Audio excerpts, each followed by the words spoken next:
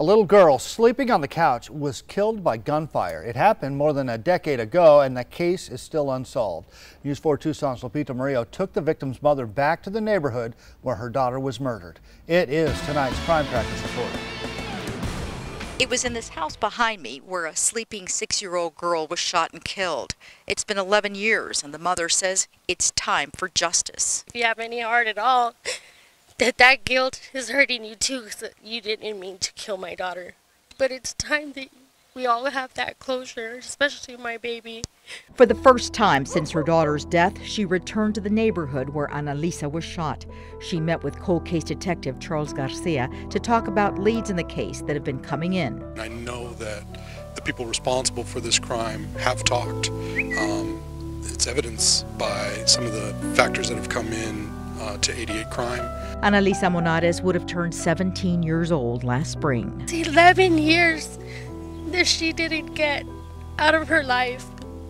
11 years that the person responsible has. All she has are her daughter's memories and a handprint in the driveway just feet away from where the gunman shot through the door and struck the sleeping 6-year-old who was on the couch.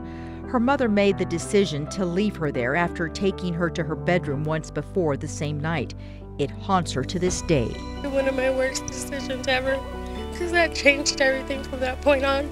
If she wouldn't have been on that couch, she wouldn't have gotten it. For many of the detectives and patrol officers who worked the scene, this is personal. Detective Garcia was among them. It was a devastating case for the people that worked it, for the family, friends of the victim. It's just one that you don't forget. The case happened on October 16, 2007, just before 5 a.m. Reports show 2 men went up to the house, fired bullets through the door. It was an attempted burglary, possibly, or an attempted home invasion. The crime happened quickly. Deputies responded within a minute from where the 911 call was made. Witnesses told detectives 2 men were seen running from the house.